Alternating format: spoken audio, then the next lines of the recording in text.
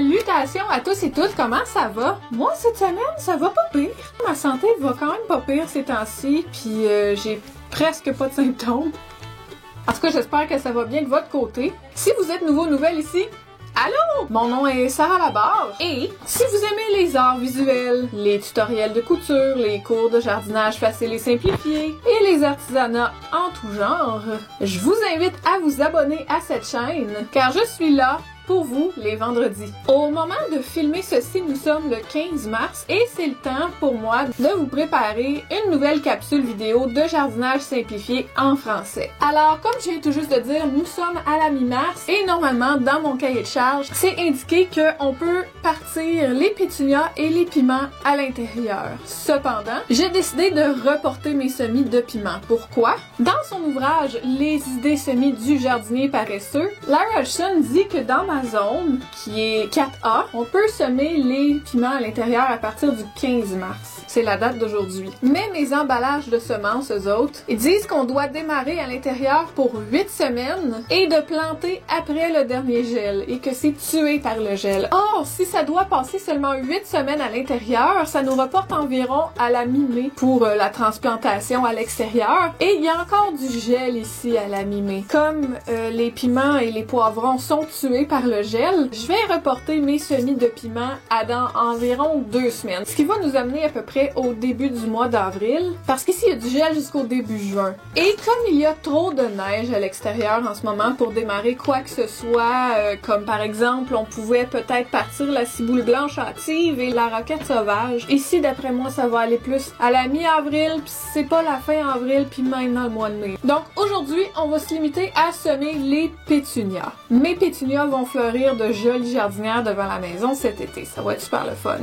Alors les semences que j'ai, ce sont des pétunias mélangées. J'ai pris ça au Floralie Jouvence. Sur le sachet, on a des instructions. Ça dit de commencer 8 à 10 semaines avant le dernier gel, planter dans des plateaux ou pots, dans un bon mélange de compost à une profondeur de 3 mm, espacé à 13 mm, arroser doucement, placer un sac en plastique sur les semences pour les garder au chaud et conserver l'humidité. Après la germination, retirez le couvercle et gardez à 15 degrés Celsius. Une fois que les semis ont établi leur 3e jeu de vraies feuilles, transplantez dans des pots plus grands. Ça dit aussi qu'on doit acclimater avant de transplanter. L'acclimatation, c'est quand on sort les pots de plantes durant la journée pour qu'elles puissent prendre les rayons du soleil, mais les rentrer la nuit pour pas qu'elles gèlent. Voyons voir qu'est-ce que Larry Hodgson lui dit sur les pétunias. On a ici la description de la plante, croissance en touffe ou étalée, voire rampante. Certaines variétés retombent lorsque cultivées en pot ou en panier.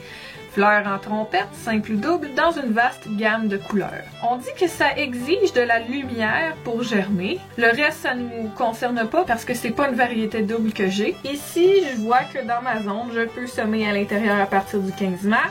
Pour la profondeur de semis, on dit qu'on doit presser les graines dans le terreau sans les couvrir. Donc, je vais faire comme ce que disait l'emballage, puis je vais les enfoncer à 3 mm, mais je vais pas recouvrir mes semis de terre après ça. On dit que ça prend 10 à 21 jours à germer, entre 21 et 24 degrés Celsius, donc assez chaud, et on peut transplanter quand il n'y a plus de risque de gel. Voici le contenu d'un de mes sachets de semis de pétunia. Comme vous voyez là, c'est un semis là, vraiment minuscropique. Je vais suivre le conseil de l'emballage et je vais semer dans un plateau en aluminium comme ceci. Je vais remplir mon plateau de terreau à semis et je vais semer le contenu de ce plat à la volée sur la surface de mon plateau. Puis je vais tapoter légèrement la surface pour enfoncer les semis sans toutefois les enterrer.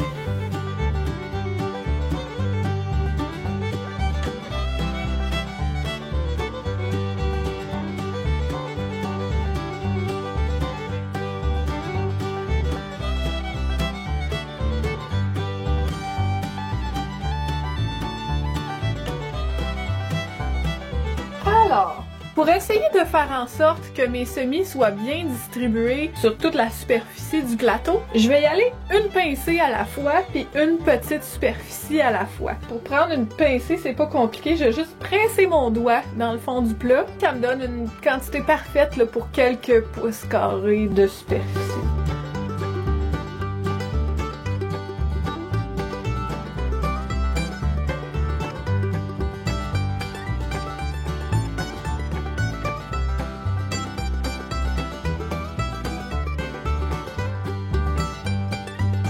Bon, j'en ai sûrement mis plus que moins, mais c'est pas grave, c'est mieux faire ça comme ça, parce que lorsque ça va lever dans le plateau, je vais les transférer au fur et à mesure, donc soit des godets biodégradables ou tout simplement des petits godets de plastique là, réutilisables. Comme j'expliquais tout à l'heure, faut que ce soit à quelques millimètres de profondeur. Je vais juste tapoter la surface comme ça en brassant un petit peu avec mes doigts, mais pas plus que ça. On brasse un petit peu comme ça à peine, là.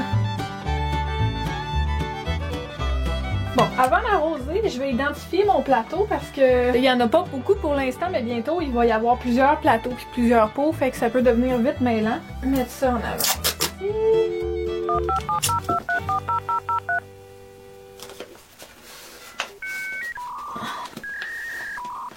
Ah, ça colle pas. Mon mari a acheté ça à la quincaillerie, c'est des marqueurs réutilisables pour les plantes. Comme peinturé en peinture à craie, puis une craie blanche qu'on peut utiliser avec ça. Ça me tente pas d'y aller avec la craie parce que je trouve que ça écrit pas assez fin.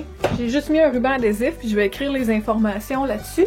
Je vais y aller de haut en bas comme ça. On a des pétunias, on est le 15 mars. Puis la germination prend 10 à 21 jours. Fait que ça va nous amener au 25 à autour du 4 avril. Ok. Je vais juste mettre ça ici. Pour l'arrosage, on va y aller délicatement parce qu'on veut s'assurer de pas trop brasser nos semis là-dedans. Je veux pas que ce soit trop mouillé non plus, fait qu'on va y aller tout doucement. Là, c'est sûr que la terre est très sèche là dans le sac, fait que ça y prend quand même un pas pire arrosage au début là. La semaine passée, j'avais parti mes pervenches puis j'avais pas mis assez d'eau au début, fait que le sol est tellement sec présentement que l'eau a de la difficulté à entrer dedans. Ça va prendre un petit bout avant que ça s'infiltre. On peut quand même tout de suite aller porter ça dans la serre intérieure. Les instructions du sachet suggèrent de placer un sac en plastique sur les semences pour les garder au chaud et conserver l'humidité. Moi, puisque j'ai une serre intérieure qui remplit toutes ces exigences, j'ai pas besoin de mettre de sac.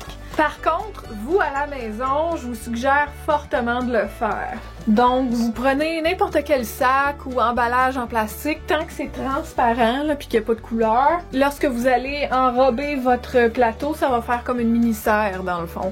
Alors, j'ai déposé mes semis dans la serre. Là, j'étais à contre-jour, fait qu'on voit pas bien qu'est-ce qui est indiqué sur le bâton, mais vous l'avez vu tout à l'heure, c'est correct.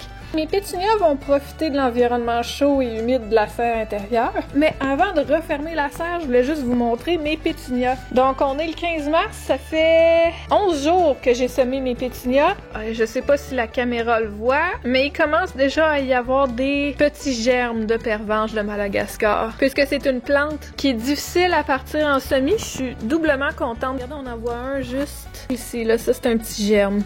Je suis vraiment contente de moi. Je vais les remettre dans leur boîte, dans leur obscurité par exemple, parce qu'elles ont encore besoin de noirceur. Hein? La pervenche est une plante qui a besoin de noirceur pour germer. Donc je vais les laisser dans leur boîte, dans l'obscurité, jusqu'à ce qu'elles aient développé leur jeu de feuilles primordiales, qu'on appelle cotylédon.